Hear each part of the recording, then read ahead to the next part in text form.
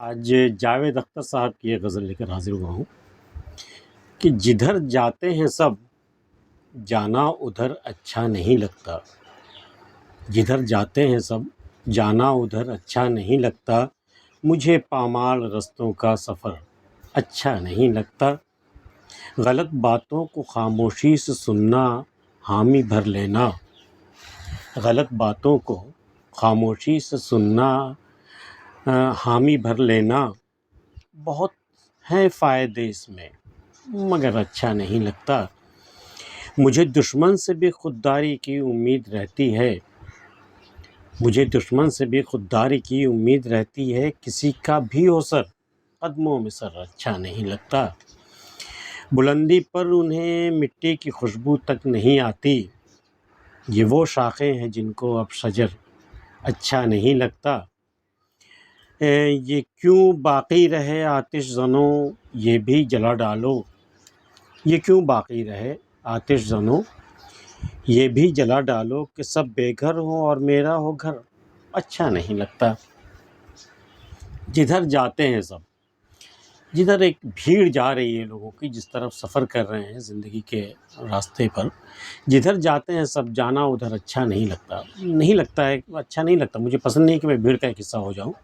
میں اپنی شناخت رکھنا چاہتا ہوں، میں اپنا چہرہ اپنی پہچان میں بنائے رکھنا چاہتا ہوں، اس لیے جدھر سب جا رہے ہیں ادھر نہیں جانا چاہیے، تبھی تو میرا اپنا ایک سفر ہوگا، میرا اپنا ایک راستہ ہوگا، میری اپنی ایک شناخت ہوگی، کیونکہ جدھر جاتے ہیں سب جانا ادھر اچھا نہیں لگتا، مجھے پامال راستوں پر، جو راستہ بالکل پامال ہو چکا ہو، اتنے زیادہ لوگ چل چکے ہیں اور اتنے دنوں سے چل رہے ہیں، تو ان پامال راستوں کا سفر مجھے اچھا نہیں لگتا، غلط باتوں کو خاموشی سے سننا حامی بھر لینا، کوئی آپ کے سامنے صاحب اقتدار یا صاحب ثروت کوئی شخص اگر کوئی بات کہتا ہے، غلط بات کہتا ہے کوئی، اور آپ اسے خاموشی سے سن لیتے ہیں اور ہاں میں ہاں، جی حضوری، ہاں سر بالکل صحیح ہے سر، جی حضور آپ نے بجا فرمایا حضور، اس طرح کا کرنا،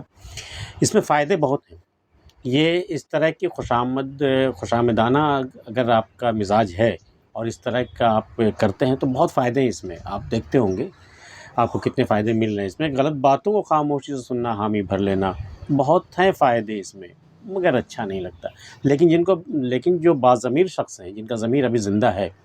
چاہے وہ جتنا مردہ ہو چکا ہو، اگر ذرا سی بھی جان باقی ہے ضمیر میں، اسے یہ بات بالکل پسند نہیں آئے گی کہ غلط باتوں پر بھی وہ ہاں میں ہاں ملائے اور کسی کی خوشامدانہ وہ پیروی کرے، غلط باتوں کو خاموشی سے سننا حامی بھر لینا، بہت ہیں فائدے اس میں مگر اچھا نہیں لگتا، مجھے دشمن سے بھی خودداری کی امید رہتی ہے، ضروری نہیں ہے کہ میں صرف اپنے دوستوں کی فکر کروں، مجھے اپنے دشمنوں کی بھی فکر رہتی ہے کہ اس کا وہ ٹھیک ہے، وہ ہمارے اور اس میں جنگ ہے اور میں چاہوں گا کہ میری جیت ہو اور اس کی ہار ہو، یہ چیز اپنی جگہ پر ہے، لیکن اس کی خودداری کو آنچ نہ آئے، وہ جیسے کہ کہتے ہیں نا کہ جب سکندر نے ایک بادشاہ کو قید کیا تو پوچھا اس سے کہ بتاؤ تمہارے ساتھ کیا سلوک کیا جائے، تو بادشاہ نے جواب دیا وہی جو ایک بادشاہ دوسرے بادشاہ کے ساتھ کرتا ہے، یہ خودداری جو ہوتا ہے یہ ایک ہونا چاہیے، دشمنوں میں بھی ہونا چاہیے، شاعر کا یہ خیال ہے کہ مجھے دشمن سے بھی خودداری کی امید رہتی ہے، کسی کا بھی ہو سر قدموں پہ سر اچھا نہیں لگتا، میرے قدموں پہ اس کا سر ہو مجھے اچھا نہیں لگتا، یہ بالکل اتنا ہی برا ہے جیسے کہ میرا سر کسی اور کے قدموں پہ ہو، جس طرح مجھے یہ برا لگتا ہے اسی طرح یہ بھی برا لگتا ہے کہ میرے دشمن کا بھی سر میرے قدموں پہ نہ آئے، سر کا اپنا ایک وقار ہے، سر کا اپنا ایک مقام ہے، وہ مقام وہ قائم رہے، باقی دشمنی دوستی اپنی جگہ پر، مجھے دشمن سے بھی خودداری کی امید رہتی ہے، کسی کا بھی ہو سر قدموں پہ سر اچھا نہیں لگتا، بلندی پر انہیں مٹی کی خوشبو تک نہیں آتی، یہ وہ شاخیں ہیں جن کو اب شجر اچھا نہیں لگتا، بھئی جو لوگ چھوٹے شہروں سے چھوٹی جگہوں سے نکل کر جب بلندی پہ پہنچ جاتے ہیں، بڑے شہروں میں جب وہ ہائی اسٹیٹس میں پہنچ جاتے ہیں، جب وہ اونچے معیار کی زندگی جب وہ جینے لگتے ہیں، تو انہیں خود اپنے ہی لوگ، اپنے ماں باپ، اپنے بھائی بہن جو لوگ وہیں رہ گئے جہاں سے ان کا سفر شروع ہوا تھا، تو وہی لوگ انہیں اچھے نہیں لگتے،